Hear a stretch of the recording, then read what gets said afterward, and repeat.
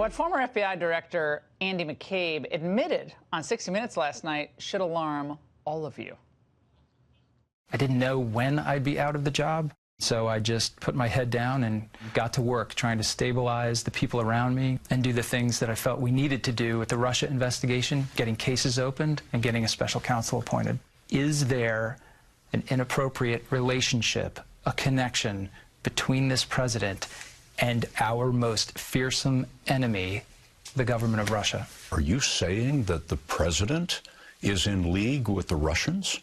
I'm saying that the FBI had reason to investigate that. We talked about why the president had insisted on firing the director and whether or not he was thinking about the Russia investigation and did that impact his decision.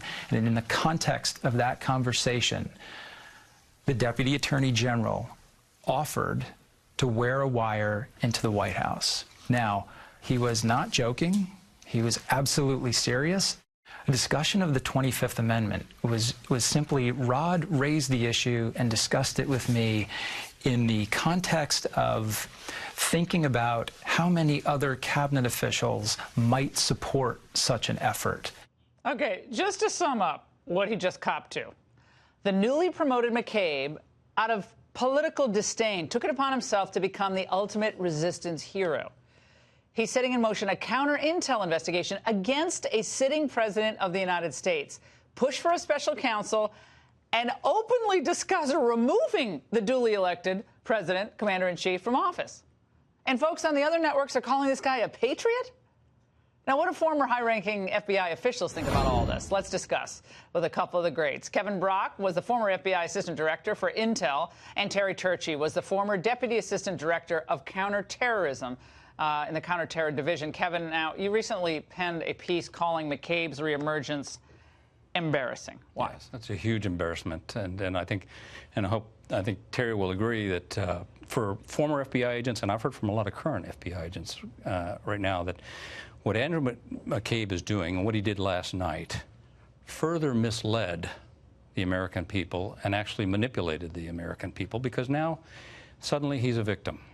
After perpetrating, along with Jim Comey, severe damage to the FBI because of their, now what we know, clear biases, he is going on a book tour to sell books. Everyone's selling books. All the other former FBI guys are all pushing their books. Which is just gonna make money. Amazing to us. So he's trying to rehabilitate himself, but the damage is done, and he continues to do more damage. He has claimed, as you just pointed out, when he became acting director, he went on a binge of opening cases against the President of the United States. On the 60 Minutes interview last night, he was deceptive and misleading. How so? Give us some little tags on that. He stated that he had clear and articulable facts for opening up an FBI What were those investigation. facts? I'm still waiting for the facts. Well, he said, well, the president criticized our investigation. That was number one. Not a reason for opening up a case. He said that the president directed James Comey to let Michael Flynn off the hook. No, he didn't. If you go back and look at James Comey's notes, he didn't say that. Mm-hmm. He said that Rod Rosenstein was pressured to put the Russia investigation in. So, you know, there was all these things that don't rise to the level of opening up legitimately. Yeah, but he looked really earnest, Terry. He looked really earnest. This guy, Malcolm Nance, was on MSNBC. He's a former counterterror specialist. And this is how he describes Terry McCabe last night. These phrases, taking down an elected president, a bureaucratic coup, this is Donald Trump's characterization of what the patriots at the FBI and the Department of Justice, who were defending the Constitution of the United States. Terry, that's all he was doing, defending the Constitution.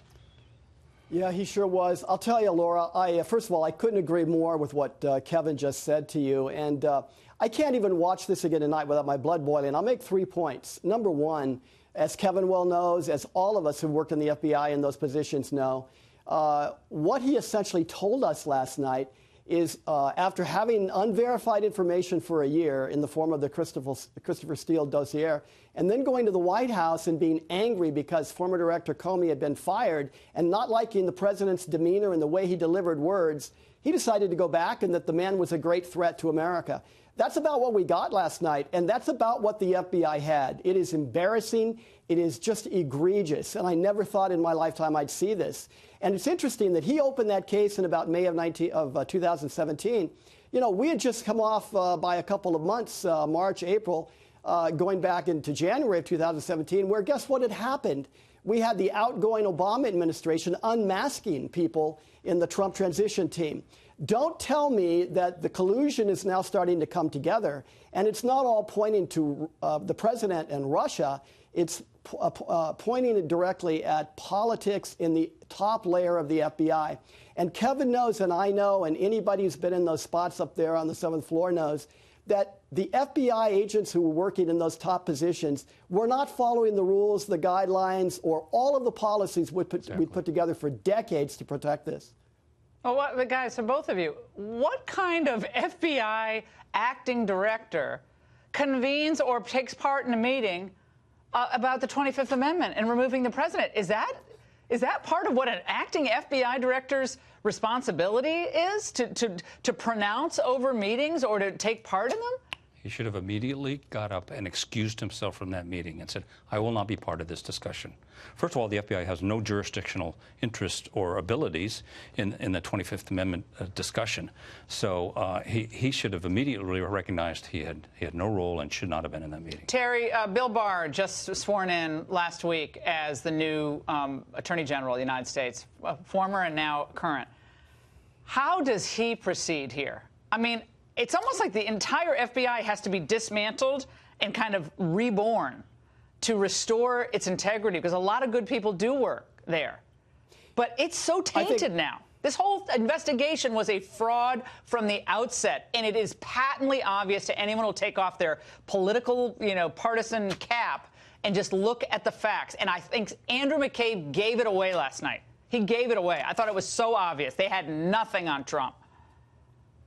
Exactly, and I think the big problem confronting the new Attorney General is this, and a lot of people may not want to get into this discussion. As we have a political party, the Democratic Party, turning harder and harder left, which in itself is a major national security risk, we also do not know exactly, to this day, exactly what happened in the FBI, whether there still exists within the FBI these kinds of issues, perhaps people appointed by McCabe before he left. And we need to get to the bottom of all these things that are still out there in the universe and all these loose ends. People need to know who orchestrated all this, because it is absolutely just unbelievable that there is not somebody behind all of this that pulled it together and compromised the FBI. And we're not even getting into the fact we could have had certainly we could have had anything from bribes to greed to ego. Absolutely. All of these things are factors here. Kevin and I never saw in the FBI anything like this. And in fact, we always prided ourselves as we left, pass along the FBI we found a little bit better to the next generation. Yeah. This didn't happen this time. All right, Rosenstein's out. Barr has his new deputy, Jeff Rosen, former partner at Kirkland & Ellis, really good guy. Yeah. Is it time to finally, like just what you said at the beginning of the show, you need repercussions for bad behavior? Will there be?